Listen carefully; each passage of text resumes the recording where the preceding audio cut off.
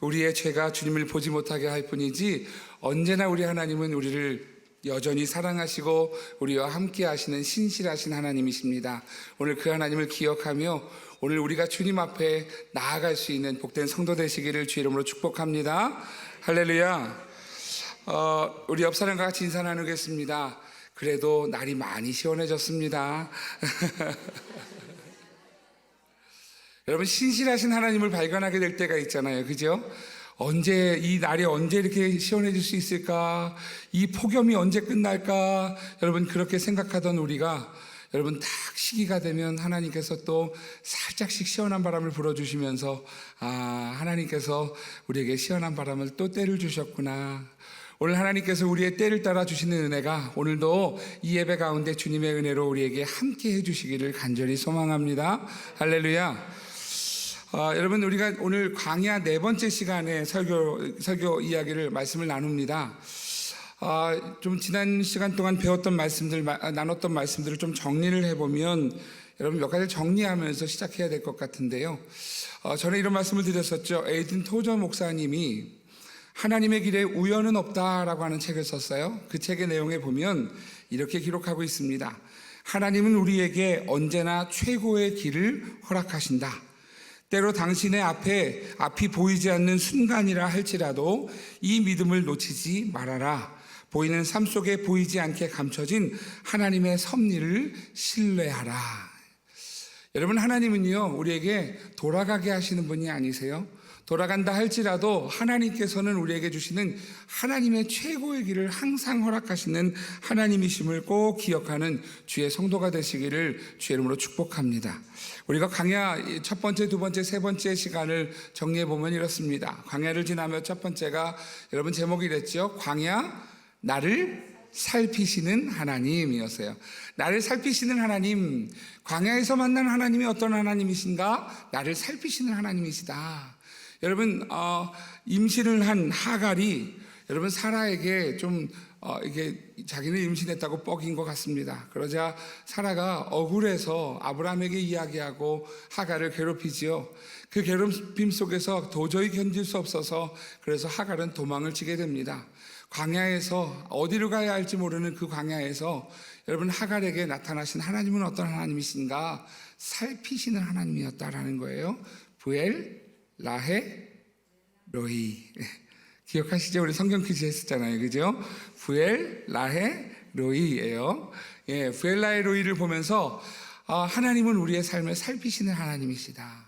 사랑하시는 성도 여러분, 광야와 같은 인생을 살아가시면서 우리의 삶을 살피시는 하나님을 경험하는 주의 성도 되시기를 축복합니다. 두 번째가 이것이었습니다. 광야 하나님을 만나다 하였어요. 하나님을 만나다. 모세를 만나주신 하나님께서 모세에게 가르쳐 주시는 것이지요. 무엇을 가르쳐 주시는가? I am who I am. 내가 누구냐고? 나는 나야. 나는 하고 시작되는 나는 네모다라는 거예요. 기억하시지요? 하나님은요, 이제부터 네가 경험하게 되는 그게 나야 라고 가르쳐 주시는 거예요. 하나님이 모세가 살아가는 날 동안에 이제부터 네가 함께 이 이스라엘을 이끌고 가는 지도자가 되어서 경험하게 될 그게 바로 나야. 네가 지금 이야기하는 그 하나님이 바로 네가 경험하게 될 거야 라는 것을 보여주시는 것이다라는 것이지요. 그러면서 여러분 80년 모세 인생 가운데 모든 것을 다 잃어버린 빈손과 같은 인생에 하나님은 그 빈손을 채우시는 하나님으로 오늘 여러분 보여주시더라라는 것입니다. 오늘 광야 같은 인생 속에서 여러분 우리가 하나님을 알아가고 그 채우시는 하나님의 손길을 경험하는 주의 성도 되시기를 축복합니다. 세 번째가 이것이었습니다. 광야 내려놓음. 여러분 하면 해주셔야죠. 광야 내려놓음입니다. 내려놓음. 여러분 80년의 모세 인생을 이렇게 보면은요, 가진 것 아무것도 없는 80년 동안에 무언가 잃었다 생각했던 40년의 인생을 다 잃어버린, 놓쳐버린 그러한 인생, 다 포기할 만한 그러한 인생이었습니다. 그런데 여러분, 그 인생을 통하여서 하나님은 그에게 이제 모든 것을 내려놓고 전적으로 하나님만 의지하는 것을 가르치셨다라는 것이지요. 여러분, 그것이 바로 여러분 네 번째 내려놓음 광야, 바로 광야에서 만나는 하나님이다, 하나님 앞에 우리의 모습이다 라고 하는 것이지요.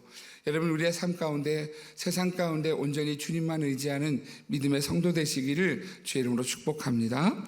여러분, 광야의 특징을 말씀드렸었어요. 광야가 이렇게 생겼지요. 사막과 광야가 구분되는데요, 사막은 물을 부으면 물이 스며들어서 아무런 효과를 내지 못하는, 그냥 없어져 버려요. 근데 광야는 물을 부으면 여러분 그곳에서 얼마든지 여러분 식물이 자랄 수 있는 땅이 광야라는 것이에요. 여러분, 광야의 특징이 있습니다. 그런데 물이 없어요. 물이 없고요, 물만 없는 것이 아니라 물도 없고, 그래서 자라는 나무가 없다 보니까 그늘도 없어요. 피할 곳이 없죠.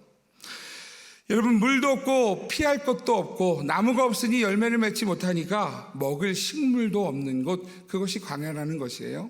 그리고 또 없는 것이 있죠. 길도 없어요. 광야를 가보면 어디로 가야 할지, 사방을 둘러봐도 다 광야, 바로 어디로 가야 할지 모르면 길도 없는 곳, 그것이 광야라는 것이지요. 여러분, 그 광야에서 하나님은 오늘 우리에게 말씀하시는 것입니다. 제가 참 좋아하는 목사님, 이제 책 쓰신 목사님 가운데 제가 참 좋아하는 목사님이 계세요. 유진 피터스 목사님이라는 분이신데요, 그분이 돌아가시기 직전에 마지막 쓰셨던 책 제목이 물총새에 불이 붙듯이라는 책이에요. 여러분, 참 제목이 시적이지 않아요? 물총새에 불이 붙을 수 있을까? 네, 여러분, 불이 붙듯, 이게 하나님의 사랑이다, 이렇게 책 제목을 내셨어요. 이 문장을 참 잘 만드시는 그런 목사님이라고 생각하는데요, 그분이 한 책에서 광야에 대해서 이렇게 정의를 했습니다. 잊을 수가 없어요.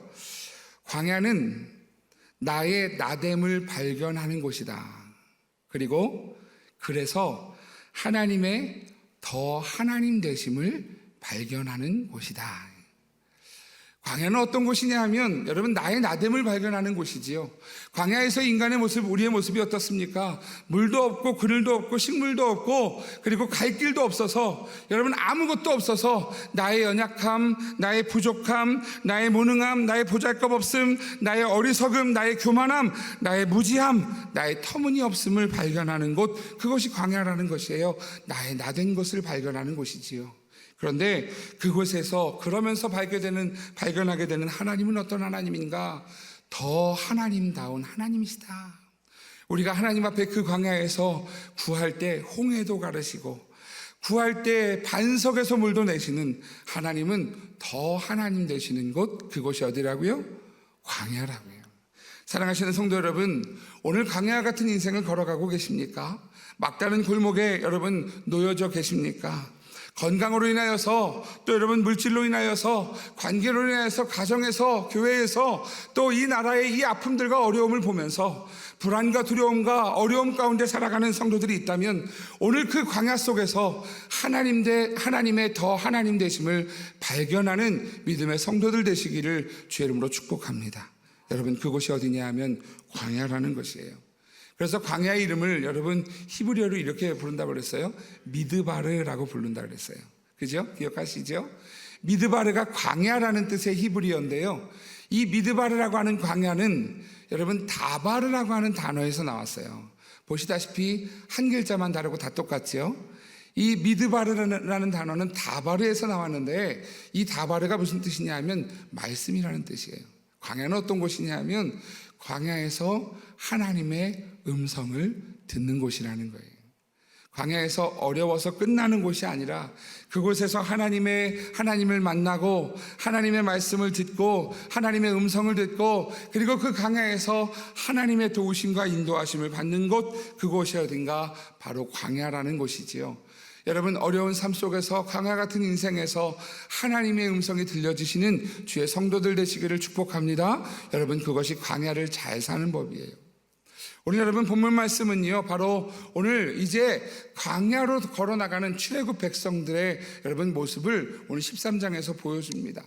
13장은 여러분 모세가 이스라엘 백성들을 애굽에서 이끌어내서 이제 광야로 발을 내딛는 그러한 장이 바로 오늘 13장 출애굽기 13장 말씀이라는 거예요.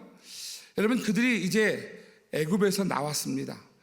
여러분 모세가 이스라엘 백성들이 바로에게 여러분 요청을 했지요. 그런데 요청한 대로 내어주지 않으니까 하나님께서 그들에게 재앙을 내리셨고요. 재앙 속에서 바로가 이제 가라, 도대체 가라 라고 하는 이야기를 하는 것이지요. 그래서 이제 그들이 광야로 발을 내딛기 시작을 했어요. 어디로 가는 것이에요? 어디로 가는 거죠? 가나안 땅을 향해 가지요. 아침 식사를 안 하셨나 봐요. 가나안 땅으로 가는 거예요. 가나안 땅. 여러분 목적이 분명합니다. 출애굽기 3장 16절에서 18절 말씀해 보면 이렇게 말씀하지요. 너는 가서 이스라엘의 장로들을 모으고, 지금 모세에게 하시는 말씀이에요. 출애굽기 3장은 모세를 부르신 하나님이에요. 모세를 처음 가시떨기 나무 아래에서 부르시면서 하시는 말씀이에요. 그들에게 이르기를 여호와 너의 조상의 하나님 곧 아브라함과 이삭과 야곱의 하나님이 내게 나타나 이르시되 내가 너희를 돌보아 너희가 애굽에서 당한 일을 확실히 보았노라. 우리 17절 같이 읽겠습니다. 17절 18절이요. 시작. 내가 말하였거니와 인도하여 내어 젖과 꿀이 흐르는 땅 곧 가나안 족속 여부스 족속의 땅으로 올라가게 하리라 하셨다 하면 그들이 내 말을 들으리니 그들의 장로들과 함께 애굽 왕에게 이르기를 히브리 사람의 하나님 여호와께서 우리에게 임하셨은즉 우리가 우리 하나님 여호와께 제사를 드리러 하오니 사흘길쯤 광야로 가도록 허락하소서 하라. 아멘. 여러분 모세를 처음 부르실 때 모세에게 말씀하셨어요. 어디로 이스라엘 백성들을 이끌고 가라 하는 것이냐 하면 내가 너희를 애굽의 고난 중에서 인도하여 내어 어디 젖과 꿀이 흐르는 땅, 그 땅으로 올라가게 하리라 이거예요. 하나님이 가나안 땅, 하나님이 약속하셨던 땅, 언약의 땅, 젖과 꿀이 흐르는 땅, 여러분 그 땅을 올라가게 하겠다라는 하나님의 약속으로 여러분 목적지를 분명히 가지셨다라는 것이지요. 여러분 그 목적지를 가지고 이제 그들은 길을 떠납니다. 여러분 그들이 가는 길은 역시 물도 없고 그늘도 없고 식물도 없고 길도 없는 곳이지만 여러분 그곳에서 그들은 약속의 땅을 향해 나아가는 것입니다. 그런데 여러분 이 약속의 땅이 어디인가를 좀 볼 필요가 있다는 것이에요. 여러분 이 약속의 땅은 어디인가? 과연 가나안 땅이 약속의 땅인가라는 것이지요. 여러분 가나안 땅에 가야만 잘 살 수 있는 것인가? 라는 질문을 한번 해보고 싶은 거예요. 여러분 꿈꾸는 가나안 땅은 어떤 땅인가요? 젖과 꿀이 흐르는 땅. 여러분 그러면 그곳에서 이스라엘 백성들은 이제 뭐 하고 살까요? 젖과 꿀을 먹으면서 사는 건가요? 가나안 땅에 가니까 여러분 정말 젖과 꿀이 흐르나요? 꿀이 흘렀다는 시내가 됐다라는 얘기는 없잖아요, 그죠? 그러면 젖과 꿀이 흐르는 땅 가나안 땅에 가면 여러분 이스라엘 백성들은 정말 편안하게 누워서 여러분 그냥 주신 음식들을 따먹는 그런 삶을 사는 건가요? 아니요. 그들도 농사를 짓고요. 여러분 가나안 땅도 현실이에요. 근데 왜 이런 약속을 하시는가? 여러분 사실 가나안 땅에 진정한 의미가 있어요. 가나안 땅은 어떤 땅인가? 사실 이 광야를 걸어가는 이스라엘 백성들에게 하나님이 말씀하시는 건 가나안 땅이 목적이 아니에요. 가나안 땅이 목적이 아니라 하나님이 거하시는 곳이 목적이에요. 여러분 오늘 말씀을 보면 오늘 18절 말씀에 보면 그들을 하나님께서 어떻게 가게 하시는가를 말씀합니다. 우리 18절 같이 한번 읽어볼게요. 시작. 그러므로 하나님이 홍해의 광야길로 돌려 백성을 인도하심에 이스라엘 자손이 애굽 땅에서 대열을 지어 나올 때에, 여러분 노란색으로 쳐놨으니까 중심이 되는 말씀 이해하시죠? 하나님이 광야길로 돌려 인도하셨다는 거예요. 여러분 하나님이요 그냥 가나안 땅에 가는 것이 목적이면 돌려가실 이유가 있어요, 없어요? 없어요. 가나안 땅에 그냥 들어가는 것, 젖과 꿀이 흐르는 땅에 들어가는 것, 그곳에 이 테이프를 쳐놓고 막 달려서 그곳에 만세하고 들어가는 것이 목적이라면 여러분 돌려갈 이유가 없다라는 것이지요. 그런데 하나님은 돌아가게 하셨어요. 여러분, 돌아가게 하시는 것도 분명히 오늘 성경은 말씀합니다. 인도하셨다는 거예요. 돌아가게 하신 것도 인도하셨다는 거예요. 여러분, 돌아가게 하신 것도 하나님의 인도라는 것이죠. 여러분, 이 가나안 땅에 가는 여정을 지도를 보면 이렇습니다. 지도를 보시면 여러분 보실 때 왼쪽에 여러분 지금 보시면 이게 부채꼴처럼 이렇게 놓여져 있는 것이 애굽 땅이에요.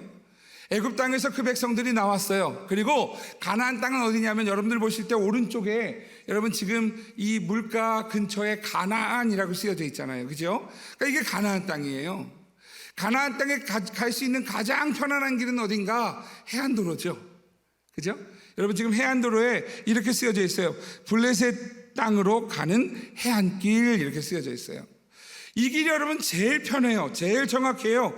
제일 잘 갈 수 있어요. 이 길로 갈 수 있는데 여러분 그 길로 가는 것이 아니라 이 길로 가면은요 빠르게 가면 20일이면 가고요 천천히 가도 40일이면 도착해요. 근데 여러분 40일 만에 이 백성이 갑니까? 아니요. 몇 년 걸려요? 40년 걸리지요. 40년 걸려요. 오늘 성경에 이 돌려 인도하심에라고 하는 말씀은요 돌아가게 하셨다라는 말씀은요 40년을 돌리셨다는 거예요. 이스라엘 백성들이 저 아래로요 내려갔다가 올라갔다 또 가데스 바네아에서 기다렸다. 여러분 그래서 40년에 걸쳐서 가나안 땅에 들어가게 되었다라는 것이지요. 여러분 하나님이 40년 동안 이스라엘 백성들에게 그래 너희들 한번 골탕 먹어봐 라는 것일까요? 아니지요. 골탕 먹어봐가 아니에요. 여러분 이 40년은 하나님의 진리와 비밀이 숨어있는 시간이라는 것이지요. 돌려가게 하신 이유가 무엇인가? 우리가 생각해야 되는 돌려가게 하는 이유가 무엇인가? 아직 연약한 이스라엘을 위한 것이다 라는 것이에요. 이스라엘 백성들은 아직 준비가 되지 않았습니다. 그들이 애굽 땅에서 전쟁을 위해 훈련받았던 이들이 아니라 그들은 노예로 노역을 담당하는 사람들이었어요. 전쟁 준비가 하나도 되어 있지 않았어요. 이스라엘 백성들이 가나안 땅에 들어가면 그 땅에 가면 여전히 많은 민족들이 있어서 그 땅을 차지하기까지 수많은 전쟁을 치러야 했어요. 그리고 여러분 그 땅에 가는 길 해안길을 따라가면 블레셋이라고 하는 나라가 있던 곳이라는 것이지요. 당시에 블레셋은요 여러분 블레셋이 이 지역에 자리 잡은 지 그렇게 오래되지 않았을 때예요. 저 위쪽 지방에서 내려온 블레셋인데요 그들이 내려오면서 철기 문화를 가지고 왔어요. 철기 문화를. 그런데 여러분 이스라엘 백성들은요 아직 청동기 문화를 가지고 있어요. 철기 문화와 청동기 문화가 싸우면 누가 이길까요? 철기 문화가 이기지요. 그러니까 여러분 이 지금 상황이요 블레셋이라고 하는 강한 군대를 맞을 수 없더라라는 거예요. 오늘 13장 17절 말씀에 보면 이렇게 말씀합니다. 같이 읽어볼게요. 시작. 바로가 백성을 보낸 후에 블레셋 사람의 땅의 길은 가까울지라도 하나님이 그들을 그 길로 인도하지 아니하셨으니 이는 하나님이 말씀하시기를 이 백성이 전쟁을 하게 되면 마음을 돌이켜 애굽으로 돌아갈까 하셨습니다. 아멘. 여러분 하나님께서 지금 말씀하시는 거죠. 이 백성이 전쟁을 하게 되면 마음을 돌이켜 마음이 약해져서 그래서 차라리 애굽으로 돌아가겠다 할까 합니다. 더 하나님이 준비하신 그것들이 있는데 돌아가지 않을까 그들의 아직 준비되지 않은 연약함 때문이라는 것이죠. 여러분 여기서 블레셋 사람의 땅의 길이라고 하는 것이요 주소예요. 주소. 그러니까 우리나라가 도로명 주소가 있잖아요. 우리 교회 주소가 관악구 대학 10길 27이에요. 이게 주소예요. 그죠? 마찬가지로 이 도로명이 뭐냐 하면 블레셋 사람의 땅이에요. 그러니까 여러분 블레셋 사람의 땅의 이 길로 가지 않게 한 것은 그들로 하여금 이 전쟁에서 연약한 그래서 아직 준비되지 않은 그러한 이스라엘 백성들을 배려하시는 하나님의 마음이라는 것이지요. 그리고 또 생각해야 될 것이 무엇인가?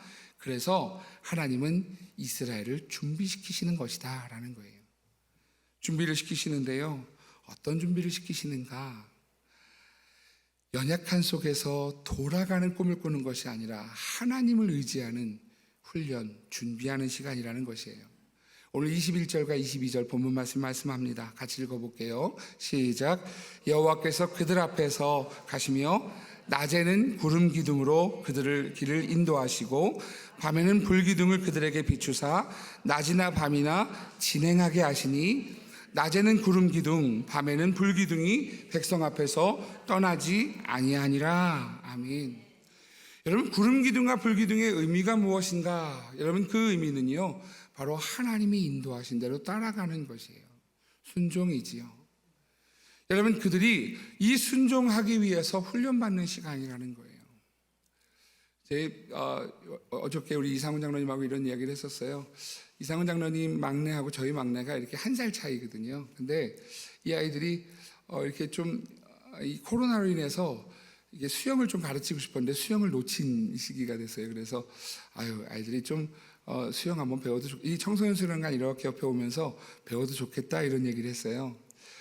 사실 목욕탕에 이렇게 데리고 갔는데 저희 아이가 물로 뛰어 그랬더니 못 뛰는 거예요. 무서워서. 여러분, 두려움은요 이게 한 발을 내딛지 못해요. 하나님은 그 두려움을 하나님 앞에 순종함으로 한 발을 내딛게 하시는 과정을 준비시키시는 것이 바로 이 광야에서의 모습이라는 것이지요. 진짜 포인트는 어디 있는가? 여러분, 가나안 땅에 들어가면 편안한 것이 아니에요. 가나안 땅의 진짜 목적이 무엇인가는요 사실 광야나 가나안이나 상관이 없어요. 오늘 말씀은요 하나님이 18절 말씀에서 하나님이 돌려 인도하셨다라고 가르쳐 주지요. 왜 하나님이 돌려 인도하셨는가? 이 돌려 인도하시는 이유는 목적한 땅에서도 못하는 것이냐 하면 하나님을 바라보고 하나님께 순종하고 하나님의 돌보심을 받는 곳이다라는 것이에요. 여러분, 오늘 신명기 11장 10절과 12절에 보면 가나안 땅을 설명해 줍니다. 같이 읽어볼게요.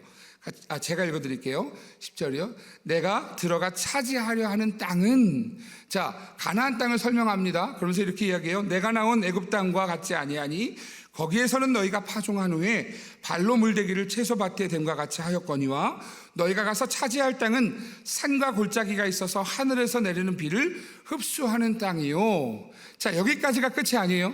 진짜 의미는 12절에 나와요. 같이 읽겠습니다. 시작. 내 하나님 여호와께서 돌보아 주시는 땅이라 연초부터 연말까지 내 하나님 여호와의 눈이 항상 그 위에 있느니라. 아멘. 할렐루야. 가나안 땅의 진정한 의미는요 젖과 꿀이 아니에요. 열매를 따먹는 그 땅이 아니에요. 여러분, 불로소득 노동하지 않고 받는 그러한 가나안 땅에 열마갈마치고 살기 편안한 곳을 향해 가는 것이 아니에요. 너희가 들어가 차지할 땅은 어떤 것인가? 내 하나님 여호와께서 돌보아 주시는 땅이다라는 거예요. 여러분, 가나안 땅의 진짜 의미는요 거기 가서 잘 먹고 잘 사는 것이 의미가 아니라 하나님이 돌보시는 땅에 사는 백성들이라는 것이지요. 하나님은 그것을요 창세전부터 계획하셨고요 에덴 동산에서 실현하셨어요. 실현하신 그 땅을 여러분 인간의 죄로 인하여서 잃어버렸죠. 잃어버려서 하나님은 다시 회복하시는 거예요. 그 회복이 무엇인가? 내 하나님 여호와께서 돌보아 주시는 땅이라, 가나안 땅이라는 것이지요. 가나안 땅이 목적이 아니라 하나님께서 돌보아 주시는 땅에 사는 백성들, 여러분 그것이 목적이에요. 또 이렇게 이야기하죠. 내 하나님 여호와의 눈이 항상 말씀이 기억 안 나시죠? 다시 보여주세요. 내 하나님 여호와의 눈이 항상 그 위에 있느니라. 하나님이 눈동자같이 그 백성들을 지켜보시고 도와주시고 돌보시는 하나님의 은혜로 사는 것, 그게 가나안 땅이라는 것이에요. 젖과 꿀이 흐르는 땅이 진짜 목적이 아니고요, 하나님의 은혜가 있는 곳, 하나님의 돌보심이 있는 곳, 하나님의 인도하심이 있는 곳, 하나님의 눈이 항상 그 위에 있는 곳, 여러분 그것이 가나안 땅이라는 것이지요. 여러분, 그러면 가나안 땅만 가나안 땅인가? 아니라는 거예요. 광야에서도 하나님의 돌보심과 인도하심으로 사는 백성들은 여러분 그 땅을 사는 백성들의 삶을 시작했다는 것이지요. 여러분, 광야는 어떤 곳입니까? 광야는 어려운 곳이에요. 근데 그 어려운 곳에서, 힘든 곳에서 못하는 것이냐 하면 힘들고 어려울지라도 하나님의 돌보심을 받는 것, 힘들고 어려울지라도 하나님의 눈이 항상 머무는 곳, 힘들고 어려울지라도 그래서 하나님 앞에 순종하고 하나님의 인도하심을 받는 곳, 여러분 그것이 광야라는 것이지요. 그것이 하나님이 말씀하시는 미드바르 광야라는 것이에요. 사랑하시는 성도 여러분, 광야는 그래서 하나님의 더 하나님 되심을 발견하는 곳임을 기억하시기를 축복합니다. 여러분, 그래서 하나님이 오늘 8장에서 이렇게 말씀하세요. 8장 2절과 3절에서 이렇게 말씀하시죠. 신명기 8장 2절과 3절이요. 시작. 내 하나님 여호와께서 이 40년 동안에 내게 광야길을 걷게 하신 것을 기억하라. 이는 너를 낮추시며 너를 시험하사 내 마음이 어떠한지 그 명령을 지키는지 지키지 않는지 알려 하심이라. 너를 낮추며 너를 줄이게 하시며 또 너도 알지 못하며 사람이 떡으로만 사는 것이 아니요 모든 말씀으로 사는 줄을 내가 알게 하려 하심이니라. 아멘. 여러분, 광야에서 그들이 가나안 땅의 삶을 어떻게 사는 것이냐 하면 이것이지요. 광야에서 하나님의 말씀에 순종하며 하나님과 함께 거하는 거예요. 사랑하시는 성도 여러분, 이것이 우리의 삶에 있습니다. 우리가 광야 같은 인생을 만난다는 것이 어떤 의미입니까? 여러분, 때로는 우리가 세상을 살아가면서 물질로 고난을 경험할 때가 있지요. 세상을 살아가면서 몸이 아파서 이해할 수 없는 그런 아픔 가운데 놓여져 있을 때도 있지요. 관계로 인하여서 가정이 무너지고 자녀와의 관계가 무너지고, 여러분 그래서 가정이 불화 속에서 어려움을 당하는 그러한 삶을 살 때도 있지요. 교회에서도 그렇고요, 나라에서도 그래요. 우리는 여러분 전혀 상관없는 것 같지만 우리 가까이에서 여러분 불안한 일들이 막 일어나잖아요. 우리의 삶이 광야 같은 인생이라는 것이지요. 근데 여러분, 그 광야 같은 인생에서 절망하고 주저앉는 것이 아니라 오늘 무엇을 보는 것이냐 하면 하나님이 돌보심을 경험하는 것이 성도라는 것이에요. 그것이 광야의 삶을 잘 사는 것이라는 것이지요. 사랑하시는 성도 여러분, 광야에서 무너지지 마십시오. 하나님은 그 광야에서 하나님 앞에 순종하며 돌보심을 받는 하나님의 자녀를 기다리고 계십니다. 광야 같은 인생에서 하나님 왜요? 라고 하는 질문이 아니라 하나님, 네, 주님을 믿습니다. 주님을 의지합니다. 오늘 그 고백이 이루어질 때 광야를 잘 사는 법이 되는 것이지요. 돌아간다 할지라도, 돌려 인도하신다 할지라도 하나님 앞에 그렇게 걸어가는 것이에요.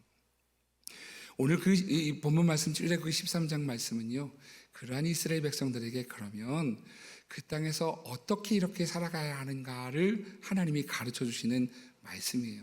광야에서 어떻게 살아갈 것인가. 여러분, 광야의 길을 시작하는 이스라엘 백성들이 분명히 알아야 되는 광야의 원리가 있습니다. 그 첫 번째가 바로 이것입니다. 하나님이 나의 주라는 것을 알아야 합니다. 광야를 살아가는 백성들은요, 오늘 하나님이 나의 주이심을 알아야 합니다. 왜냐하면 하나님은요, 온 우주 만물을 주관하시는 하나님의 역사의 주관자이시기 때문에 그래요. 광야에서도 그들을 살리시는 분도 하나님이시고, 그곳에서 홍해를 가르시는 분도 하나님이시고, 반석에서 물을 나게 하시는 분도 하나님이시기 때문에 그들은 그곳에서 무슨 고백을 하며 사는 것이냐 하면 하나님을 나의 주라고 고백하는 것이지요.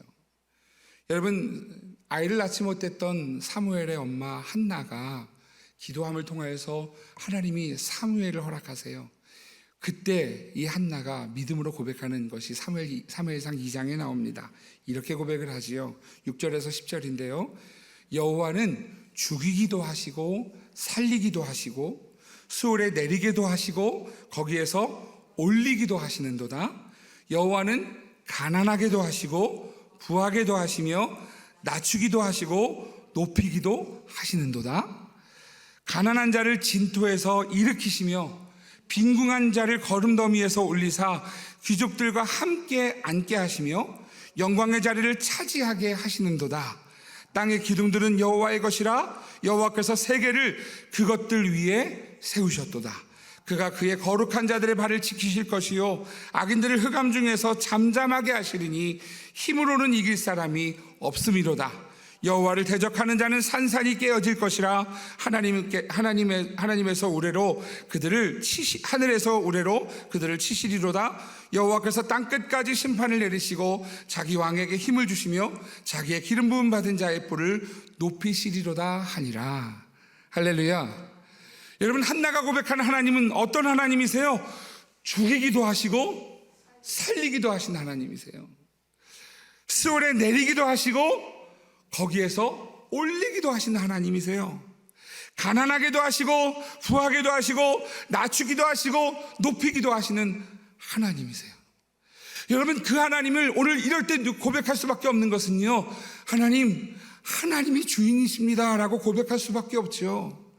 광야에서 무슨 고백하는 것이냐 하면, 하나님, 나는 아무것도 할 수 없습니다. 그때 우리의 고백이 무슨 고백이 되어야 하면, 하나님, 내 삶의, 내 걸음의, 내 인생의 주인은 오직 하나님이십니다. 여러분, 이것이 믿음의 고백이 되어야 하는 것임을 믿으시기를 축복합니다. 예수님을 만난 제자들이 어떻게 고백합니까? 나의 주, 나의 하나님이십니다. 여러분, 그 고백을 하나님 앞에 드릴 때, 여러분, 하나님이 우리의 인생에 이끌어주시는, 광야에서도 이끌어주시는 하나님이 되심을 믿으시기를 축복합니다. 여러분, 이것이 바로 여러분 광야의 길을 걸어가는 인생의 고백이라는 것이지요. 여러분, 여기에서 멈추면 안 됩니다. 하나님은 그렇게 우리의 주인이 되신 하나님이시지만 또 다른 원리가 하나가 더 있어요. 두 번째입니다. 주인이심을 고백하며 구별되어야 한다는 것이에요. 주인이심을 고백하는 것은 말로 끝나면 절대로 아닙니다. 말은 얼마든지 할 수 있어요. 하나님은 나의 주님이십니다. 말은 얼마든지 할 수 있어요. 그런데 그 말이 따라야 되는 것이 무엇이냐 하면 바로 고백과 함께 구별이라는 것이지요. 여러분, 이 광야 미드바라에서 하나님께서 하시는 말씀이 무엇인가 하면 구별되라라는 것이에요. 오늘 출애굽기 13장 2절 말씀에 보면 광야의 길을 걸어가는 백성들에게 하나님께서 요구하시는 것이 있어요. 같이 읽어보겠습니다. 시작. 이스라엘 자손 중에서 사람이나 짐승을 막론하고 태에서 처음 난 모든 것은 다 거룩히 구별하여 내게 돌리라. 이는 내 것이니라 하시니라. 아멘. 하나님께서 이렇게 말씀하시죠. 너희들이 이 광야에서 태어나는 모든 것, 사람이건 짐승이건 너희 태에서 태어나는 모든 것들을 다 거룩히 구별해서 나에게 돌려라. 이는 뭐라고요? 내 것이니라. 여러분, 하나님이요, 그 무언가를 잡수시기 위해서, 무언가를 소유하기 위해서 이렇게 말씀하시는 걸까요? 아니에요. 하나님이 그 백성들에게 분명히 선언하시는 거예요. 내가 주인이라고 너희들이 그렇게 말하고 고백한다면 말로만 하는 거 아니야. 너희들이 어떻게 내 것을 구별하는지 내가 주인임을 살아내라고 요청하는 거예요. 여러분, 저에게요, 목사님, 선민교회 와서 가장 행복했던 순간이 언제입니까? 이렇게 물어보신다면 제가 언제라고 대답할 것 같으세요? 안 행복해 보이세요? 저에게 물어보신다면요, 저는 두말 없이 한 사건을 꺼낼 수 있습니다. 제가 처음 우리 교회 부임해 왔을 때 처음 등록했던 한 자매 이야기예요. 작년에 제가 한번 소개한 적이 있는데요, 이 자매가 우리 선민교회에 와서요, 경찰 간부 시험을 준비했어요. 근데 이 자매가 부모님하고 약속을 했어요. 부모님이 반대를 했어요.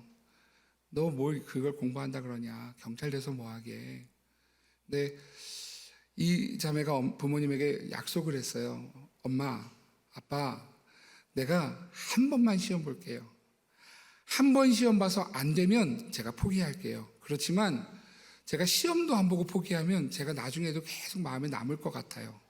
그래서 그 부모님이요, 허락을 해줬어요. 딱 한 번만 시험 보기로 약속을 했어요. 그리고 이제 이쪽에 와서요, 공부를 시작을 한 거예요. 그리고 우리 교회 와서 등록을 했어요. 공부를 열심히 하고 싶어서 어떻게 공부했느냐 하면 자매인데도 불구하고요, 머리를 짧게 자르고 공부를 했어요. 열심히 공부했어요. 밥 먹는 시간까지 아껴가면서 공부했어요. 합격했을까요? 못했을까요? 합격? 못했어요. 합격 못하고요, 부모님과의 약속 때문에 그래서 부모님 댁으로 들어갔습니다. 들어가자마자 놀라운 일이 일어났어요. 여기서 그냥 경찰 시험이 아니고 간부 시험이잖아요. 그리고 열심히 준비했잖아요. 그곳에 있는 이 경찰 학원, 경찰 그 공부를 준비하는 학원에 강사를 모집하는데요, 이 자매가 합격을 했어요, 거기에. 그래서 학원 강사가 됐어요. 이 자매의 고백이 그거예요.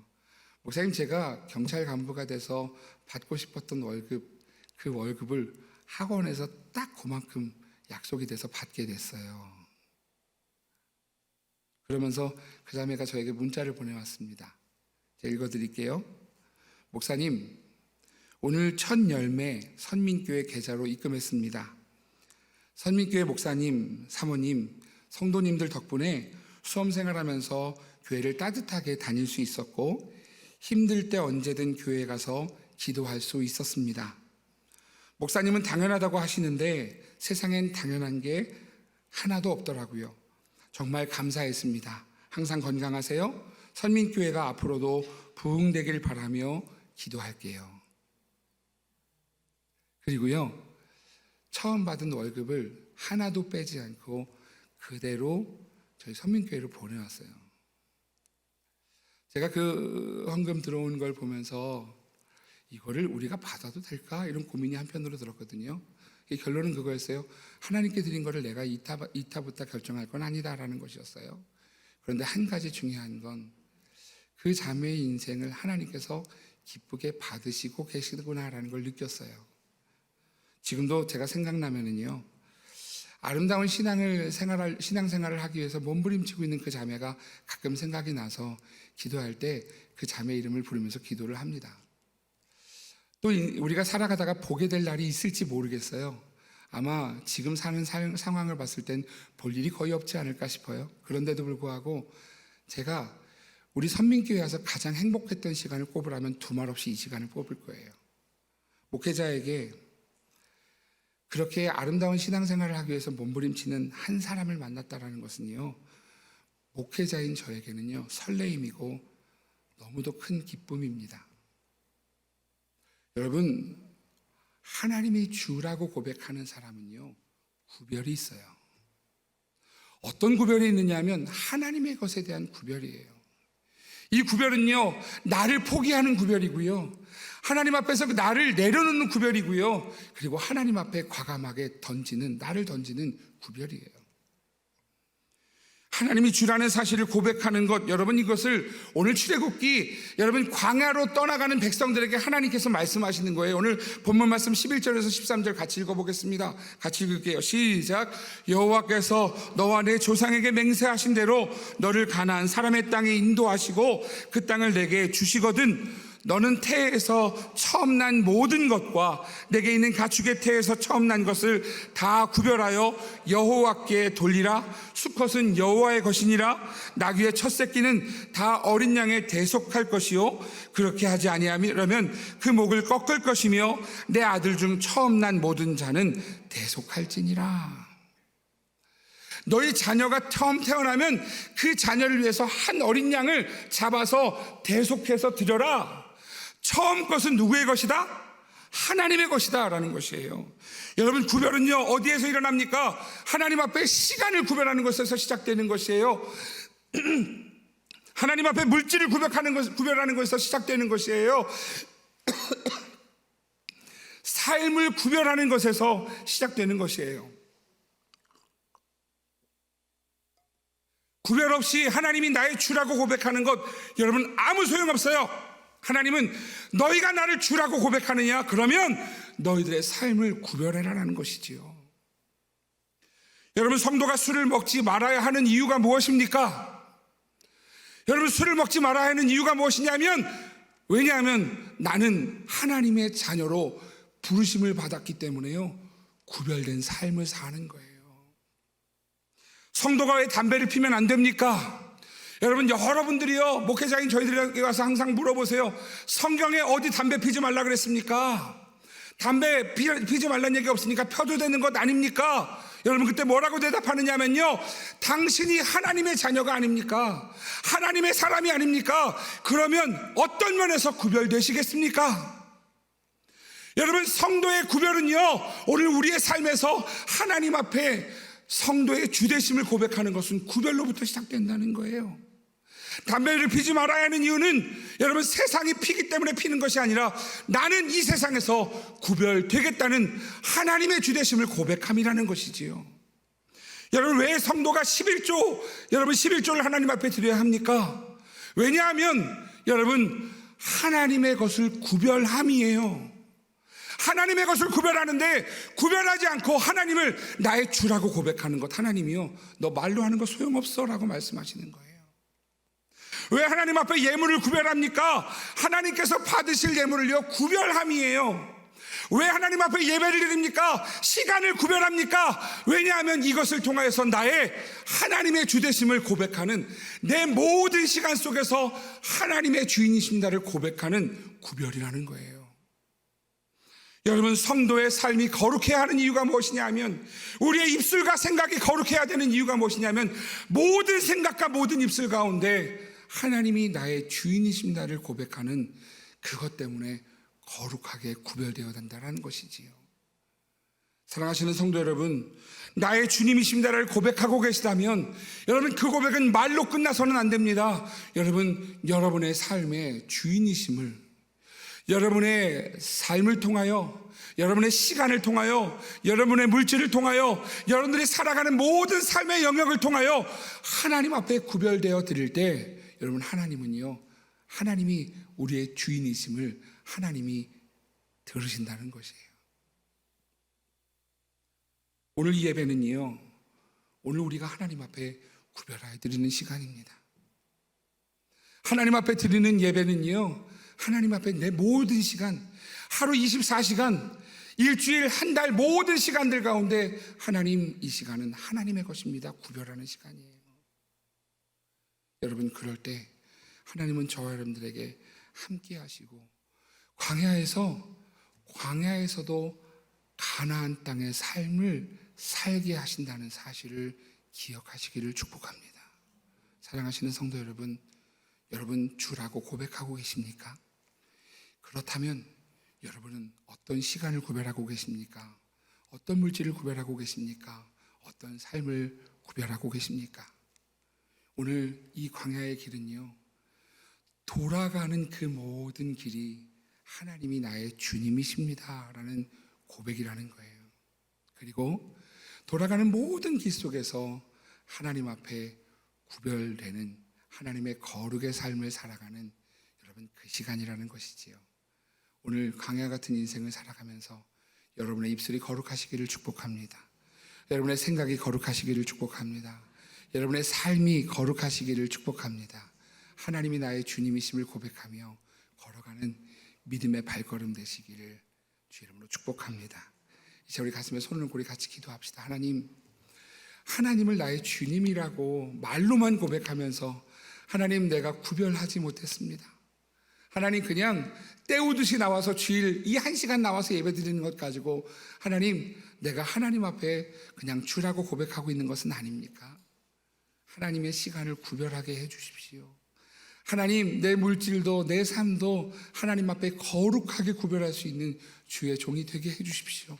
그래서 이 광야의 길을, 이 돌아가는 길을 하나님 앞에 잘 살아내는 하나님의 사람이 되게 도와주십시오. 오늘 우리가 주신 말씀을 기억하며 함께 기도하겠습니다.